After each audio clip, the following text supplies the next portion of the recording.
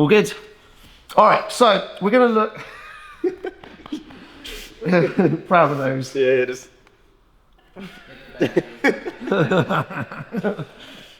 Right, anyway, I've lost all train of thought now. Right, so we're going to work on some mount escapes today. We're going to just complete fundamental. We're going to look at the trap and roll. We're going to look at two versions of that. We're going to look at the basic hip escape.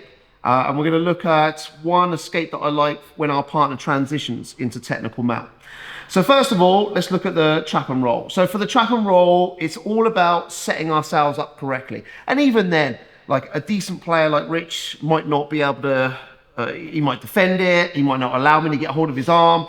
For me, like the trap and roll is definitely something that works against like early stage people, like anyone up to 2-3 stripe white belt. After that, they're a little bit more aware of where their arms are and where their balance is.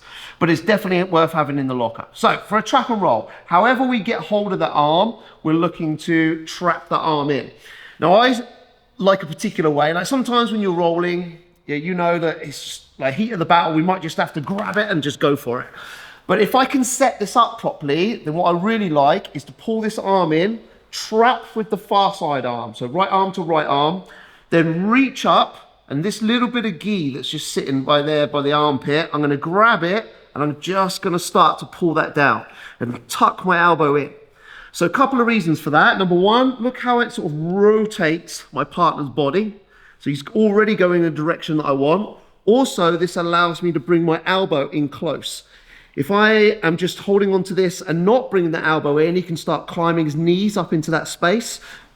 So he comes up high, and then I'm definitely not getting the trap and roll. So we're gonna grab, pull the elbow in nice and tight on the inside of the knee. Important that we have this far leg down the middle and not trapping the outside of the far leg. We trap the near side leg, and now it's not just bridge straight to the side. We're gonna look over our shoulder and we're gonna go at an angle here. So we pull down, nice big high hips. His shoulder touches the floor first, and then we roll through, knees nice and wide, and base and ready to start passing. So again, one more time for that one. So however we've grabbed the arm, we've pulled it in. If we can grab the gi, we'll do it. Tuck the elbow in nice and tight. Foot goes in. If this leg is on this side, as I start to roll him over, he's going to straighten that leg. And so just hook that leg, far leg. I said, yeah, he hooks that far leg and we can't go any further. So this leg, important that it's down the middle and nice and close to my butt. Lift the hips up, roll through and over. The second one that I want you to just quickly have a go at while we're there, and sometimes my partner will be controlling me like this, head control like this. So if he's got the head control, same principles apply, just a little bit more difficult to action. What I like to do is just come behind, grab hold of my head and pinch his arm in tight. So round behind the head, pinch the arm in tight. Same thing happens with the legs. We're going to bridge, but we're also going to give our partner a little knock at the same time. So knock into the armpit, big bridge, over the top, great posture, and looking to pass the guard. So let's start with those two basic trap and rolls, guys. 1, 2, 3. Next one, basic hip escape. Everybody needs to have this one in their locker. I do need his hands to be forwards, so a lot of his weight's through his arms rather than just through the hips. So one way that we can make that happen is we're just going to bridge the hips, give a little knock with the knee, and pull my partner's hips forwards. Then we're going to make a frame onto my partner's hip. So I'm going to bring this first frame in, place it on, but I want to make sure that my elbow on the far side is like not too far across. Otherwise, I just give him that window to start sliding up, making his way into the technical mat, which we'll go over in a minute anyway. So I make the frame, just an elbow poking out to the side. Second hand's going to come on into that frame. And again, same thing. I want to make sure that my elbow is to the inside of that knee. Anything to the outside, he's just going to slide the knee up and he's going to bring himself up into high mount. Then we have a whole set of new problems. So we make the frame on. I need to get this leg nice and straight to the floor. At the moment, his leg's a little bit in the way. I'm going to make a little hip to the side. I'm going to get that foot to the floor. Doesn't want to be too much. So we don't want to be like turning right to the side, again, giving him transitions. So just a little turn, enough to get that foot flat to the floor, elbow to the inside. Then we're going to bring this foot over the top, scoop up his foot, and all at the same time, I'm going to bring the foot over, push my elbow onto the knee, and I'm going to bring my knee and elbow together.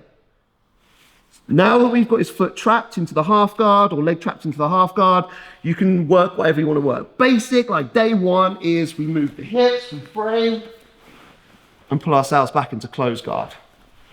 If we're looking at something like a little bit more higher level, once we get that leg trapped, we've got an automatic underhook here for us to work with. So we can just dive up that underhook, start to move the hips out, and get ourselves into this underhook half guard position.